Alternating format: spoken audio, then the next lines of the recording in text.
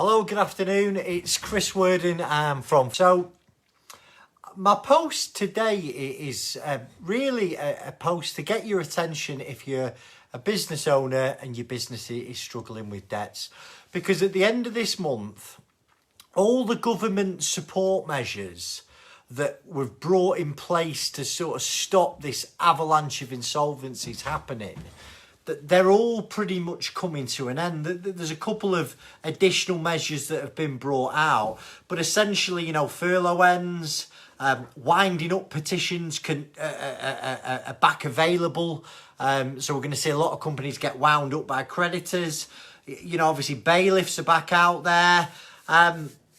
And wrongful trading, that suspension of wrongful trading has obviously been lifted.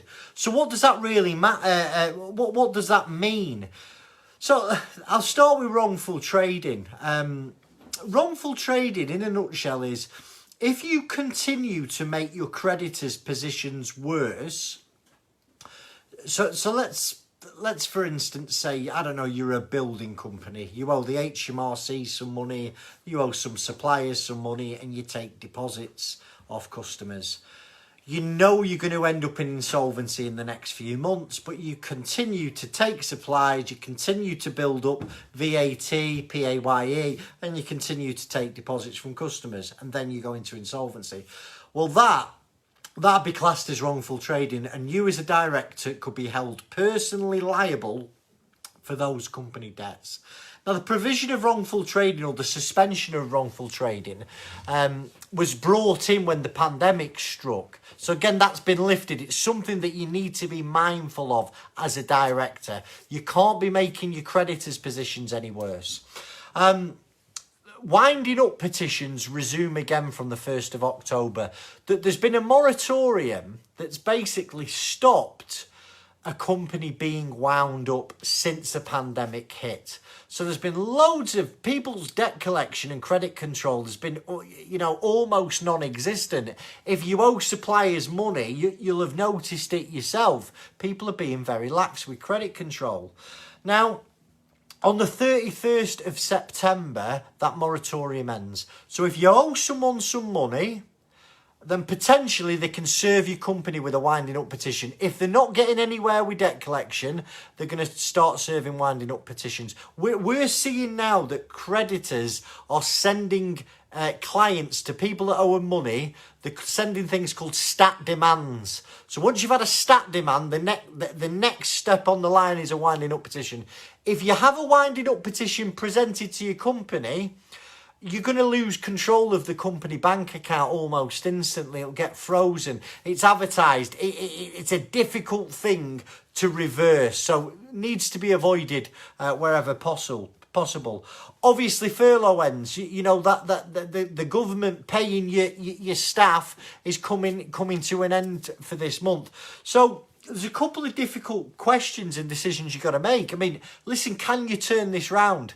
Can you get your business out of the mire? And if the answer's no, you've got to take advice. As a director, you're responsible to not make the creditors' positions any worse. So the people that you owe money to, that's where your responsibility lies now. But listen, if you can turn it round, if you just need some breathing space, you've got to speak to your creditors. You've got to try and either formally negotiate a new payment plan or informally negotiate some new terms. But just burying your head in the sand is going to cause you issues. So get on the phone to them, try and negotiate new payment terms. And this includes the HMRC, especially the HMRC. If they're not going to hear anything from you, it's quite sure that you're going to land with an HMRC enforcement agent at your door asking you what's happening. So get ahead of that and speak to people. Now, another thing that's worthwhile mentioning here is if you're also owed money as a company, be on the front foot when collecting that money. In small businesses, it's he who shouts loudest normally gets paid the first. So if people owe you money, get on the front foot, start collecting that cash in. the key question I think I'm going to end on this is you need to answer is your business solvent? If your business, it's insolvent if you can't pay your debts when they fall due or your liabilities are more than your assets, okay? If that's the case, you've got to take advice. Now, the advice might not end up in an insolvency procedure. There might be a way of restructuring there might be a way of restructuring debts informally. There might be a way of raising finance, but take professional advice early. I hope you found this video useful. Goodbye.